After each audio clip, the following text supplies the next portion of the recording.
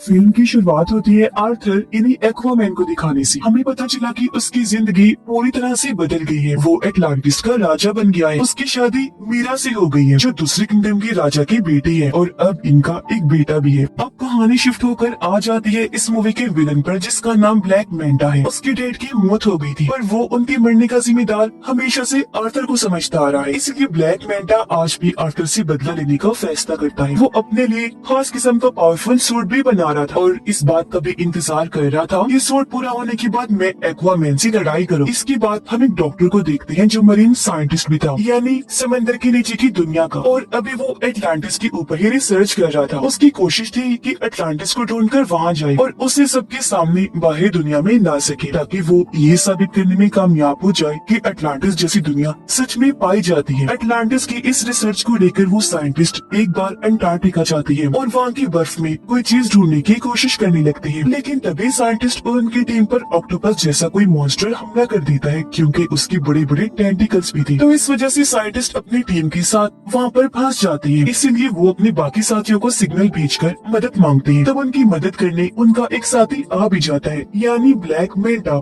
ये लोग मिलकर काम कर रहे थे। यहाँ आने के बाद ब्लैक मैंटा साइंटिस्ट और उनके साथियों की जान तो बचा लेता है लेकिन वो खुद यहाँ रिसर्च करने लगता है जिसके लिए वो बर्फ के और नीचे जाने लगा। काफी गहराई में आने के बाद उसे टूटा हुआ ब्लैक ट्राइडेंट दिखता है और अब जैसे ब्लैक मैंटा टूटे हुए ट्राइडेंट को उठाकर जोड़ता है तो उसे इसका असली मालिक नजर आने लगता है जिसका नाम कॉर्डेक्स था। ये काफी चालाक खतरनाक लग रहा था। वो ब्लैक मैंटा की यादों में कहता है कि तुमने क्योंकि मेरा टूटा हुआ ट्राइडेंट जोड़ दिया है इसलिए अब तुम बहुत ताकतवर बन जाओगी, साथ ही अपने दुश्मन एक्वामैन से बदला भी ले पाओगी और तो और हर वो चीज तुम कर सकते हो जो तुम करना चाहते हो। अब पता चला कि दुनिया की सूरत हाल काफी खराब हो गई है क्योंकि ग्लोबल वार्मिंग इतनी बढ़ गई है कि सुनामी और सैलाब वगैरह आती रहती हैं। इस वजह से बाहरी दुनिया के साथ साथ समंदर की दुनिया में भी काफी मुश्किलात आ रही हैं क्योंकि इस सारी सूरत हाल की वजह से समंदर के क्रिएचर्स धीरे धीरे मरते जा रहे हैं। सब कुछ देखते हुए अटलांटिस की काउंसिल्स की मीटिंग होती है जिनमें आर्थर भी शामिल था। यहाँ आर्थर सब काउंसिल्स के सामने ये ऑफर रखता है कि हमें मिलकर बाहरी दुनिया के लोगों से बात करनी चाहिए और अपनी एडवांस टेक्नोलॉजी को उनके साथ शेयर करना चाहिए, बांटना चाहिए ताकि इस तरह बाहरी दुनिया भी तरक्की कर सके और फिर वो हम लोगों की भी मुश्किलात को हल कर सके। पर जाहिर सी बात है कोई भी इस बात पर राजी नहीं होता। सभी काउंसिल्स मिलकर कहते हैं कि ऐसा नहीं हो सकता।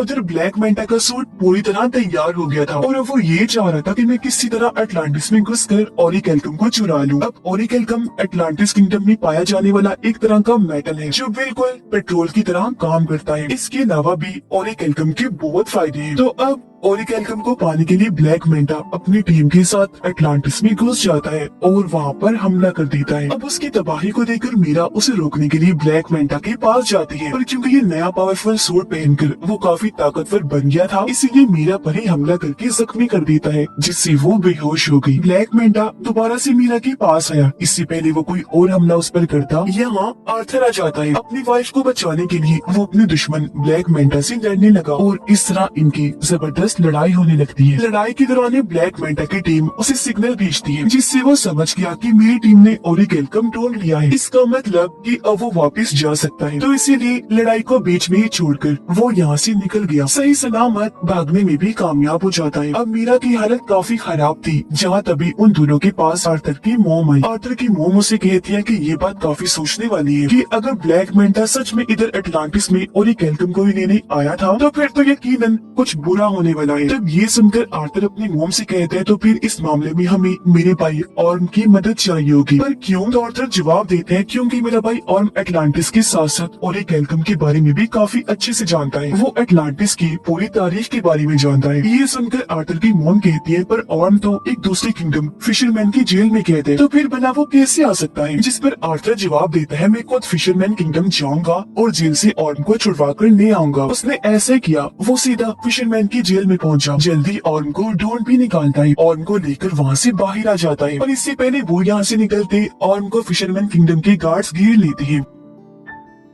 ऑर्म की हालत अब काफी खराब हो गई है, क्योंकि यहाँ उसे ठीक से खाना नहीं दिया जाता था, जिस वजह से उसका जिस्म काफी कमजोर हो गया था। पर जैसे ये बाहर आई और समंदर का पानी इसके जिस्म को लगा, वो पहले की तरह सेहतमंद और ताकतवर बन जाता है। उसके पास पहले जैसी पावर्स भी आ जाती है, इसलिए ऑर्म अकेला ही गार्ड से भिड़ गया, उन पर भारी पड़ता है। एक ही झटके में सभी गार्ड्स को मार के रख देता है, जिसके बाद दोनों भाई यहाँ से निकल जाते हैं। रास्ते में बातें करते करते दोनों एक दूसरे को अपनी अपनी जिंदगी के बारे में बताते हैं। आर्थर ऑर्म से कहता है कि मैं अटलांटिस का राजा बन बन के थक गया हूँ, अब मुझे इस काम में बोरियत होने लगी है। लेकिन ये सुनकर ऑर्म को काफी हैरत हुई। वो आर्थर से कहता है कि जिस राजा की गद्दी को पाने के लिए मैंने भी बचपन से कोशिश की कि मैं राजा बन जाऊं, पर वो गद्दी तुम्हें मिल गई, जिस गद्दी की तुम्हें कोई परवाह भी नहीं है। ये बात तो काफी अजीब और कमाल की है। जिसके बाद ये दोनों सीधा किंगफिश के पास गई और उससे ब्लैक मेंटा के बारे में पूछने लगती है, जिस पर किंगफिश दोनों को जवाब देता है कि ब्लैक मेंटा तुम दोनों को एक आइलैंड पर मिल सकता है, जो आइलैंड साउथ एरिया में है। और अब ये सुनकर दोनों भाई साउथ एरिया की तरफ निकल जाती है उस आइलैंड पर जाने के लिए। पर यहाँ आकर उन्होंने देखा कि पूरा आइलैंड ही बदला हुआ है। ऐसा लग रहा है जैसे ऑरिकेल्कम को जलाकर उसका धुआं यहाँ फैला दिया गया है, जिससे यहाँ के पेड़ पौधे यहाँ तक कि जानवर भी पूरी तरह म्यूटेट हो गई है, बदल गई है, जिस वजह से उनका साइज काफी बड़ा हो गया है। यहाँ तक कि इधर के चूहे भी इतने बड़े हो गए हैं कि उनका साइज हाथी जैसा लग रहा है। साइंटिस्ट दिखाया गया जो इस वक्त ब्लैक मेंटा के ठिकाने पर होता है। यह साइंटिस्ट जब कोडेक्स के टूटे हुए ब्लैक ट्राइडेंट को देखता है तो बिना सोचे उसे पकड़ लेता है, और अब उसे छूते ही साइंटिस्ट को भी अपने दिमाग में कोडेक्स दिखाई देने लगता है, जो साइंटिस्ट को भी गलत काम करने के लिए कहने लगा, जैसा उसने ब्लैक मेंटा को कहा था। पर तभी यहाँ ब्लैक मेंटा आ गया।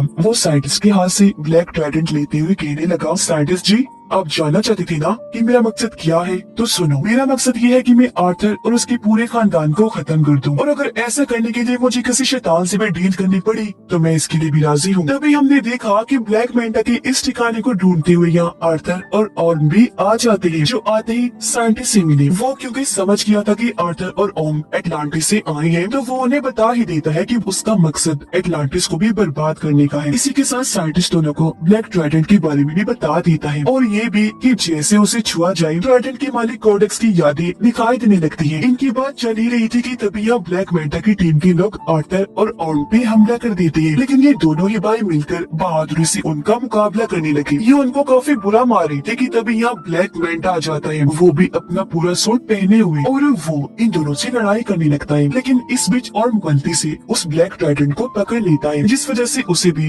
कोडेक्स की यादें दिखाई देने लगती है। तो ये सब होने की वजह से कुछ देर के लिए ऑर्म का लड़ाई पर से ध्यान हट जाता है, जिसका फायदा उठाकर ब्लैक मेंटा उस पर हमला कर देता है। वो जवाबी हमला ना करने की वजह से काफी जख्मी हो गया, और अब ब्लैक मेंटा इस तरह दोनों से लड़ता है कि वो इन पर भारी पड़ने लगा। अब जब ये लग रहा था कि ब्लैक मेंटा दोनों को ही मार देगा, तो तभी यहाँ मीरा की डैड आ गई, इन्हीं राजा, जो आकर दोनों की मदद कर देती है और इन्हें निकाल कर भी यहाँ से ले जाती है। यहाँ से काफी दूर जाने के बाद ये एक महफूज जगह पर आ गई, और यहाँ उन लोगों को ब्लैक ट्राइडेंट के बारे में सब कुछ बता देता है। एटलांटिस को ढूंढने वाले आर्थर की डैड थे, उनके पास भी एक ताकतवर ट्राइडेंट था, जो अब उनके बेटे किंग आर्थर के पास है। पर किंग यानी आर्थर के डैड का एक भाई भी था, जो और कोई नहीं बल्कि कोडेक्स ही था, और ये जो ब्लैक ट्राइडेंट है वो उसी ने ही बनाया था। अब जिस तरह आर्थर के डैड किंग एटलांटिस किंगडम को चला रही थी, वैसे कोडेक्स एक दूसरे किंगडम को चला रहा था, जो कि बिल्कुल ही डार्क किंगडम था, यानी वहाँ खतरनाक क्रिएचर्स मॉन्स्टर्स रहा करते थे। लेकिन परेशानी तो तब शुरू हुई जब कोडेक्स ने अपना असली रूप दिखाया। असल में कोडेक्स चाहता था कि वो एटलांटिस का ओरिकेल्कम चुराकर और पावरफुल बन जाए। कुछ हद तक वो ऐसा कर भी रहा था, लेकिन उसके ऐसा करने से एटलांटिस और समंदर के बाकी क्रिएचर्स मरती जा रही थी, साथ ही एटलांटिस के अंदर बीमारियां भी फैल रही थी। अब इस तरह के हालात देखकर किंग आर्थर की डैड कोडेक्स के खिलाफ आकर खड़े हुए और उसे ये सब रोकने का कहते हैं। लेकिन कोडेक्स ताकत की नशे में इस कदर पागल हो गया था कि वो अपने बड़े भाई किंग के साथ ही बगावत पर उतर आया, और ऐसा होने से उन दोनों के बीच जंग छिड़ गई। पर जंग में किंग कोडेक्स को हराकर उसे कैद कर देते हैं, और वो हमेशा के लिए वहाँ कैद रहे, कभी भी बाहर ना आने पाए।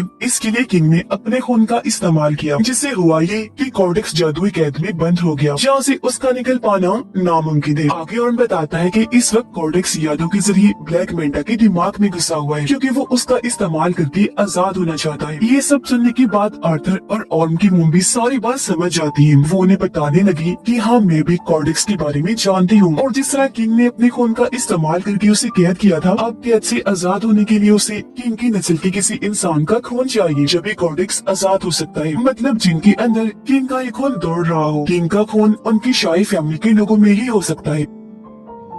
ये सब सुनकर आर्थर समझ जाता है कि मेरे बेटे की जान खतरे में है, क्योंकि जाहिर सी बात है ब्लैक मेंटा के लिए सबसे आसान टारगेट उसका बेटा ही था, जिसे वो बआसानी खत्म कर सकता था। इसलिए वो फौरन अपने घर आ गया। देखता है कि वहाँ सब कुछ तबाह हो गया है, घर जल रहा है, बच्चा यहाँ से गायब है। साथ ही वहाँ एक आदमी जख्मी पड़ा है। पूछने पर आदमी बताता है कि ब्लैक मेंटा यहाँ आया था, ये सारी तबाही उसी ने ही मचाई और वही तुम्हारे बेटे को ले गया है। जिससे साफ जाहिर हो गया कि आर्थर का शक बिल्कुल ठीक था। इसीलिए अब आर्थर और ऑर्म दोनों मिलकर उसके बेटे को बचाने के लिए जाने लगते हैं। पर उससे पहले इनकी मॉम दोनों को समझाती है कि हमेशा मेरी एक बात याद रखना कि तुम दोनों एक दूसरे के भाई हो, चाहे कुछ भी हो जाए तुम्हें एक दूसरे का साथ देना ही है। सीधा ब्लैक मेंटा के ठिकाने पर आकर वहाँ हमला कर देते हैं, लेकिन इन पर भी एक काफी बड़ा मॉन्स्टर हमला कर देता है, जिससे बाकी तो बच गए, लेकिन उसके सामने मीरा के डैड फंस जाते हैं। तब ऑर्म जाकर उनकी मदद करता है और मॉन्स्टर के जंगल से उन्हें निकाल लेता है। ये देखकर मीरा की डैड समझ गई कि जिस ऑर्म को मैं हमेशा से गलत समझ रहा था वो तो काफी अच्छा इंसान है। अंदर ब्लैक मेंटा के पास आर्थर का बेटा होता है। यहीं पर साइंटिस्ट भी था जो उस छोटे से बच्चे को देखकर बचाने का सोचता है, इसीलिए बच्चे को उठाकर यहाँ से भागने लगा। पर ब्लैक मेंटा जो उसे देख चुका था साइंटिस्ट पर हमला करके उसे जख्मी कर देता है और बच्चे को छीन लेता है। और अब जैसे ब्लैक मेंटा उसके बच्चे को मारने के लिए आगे बढ़ा,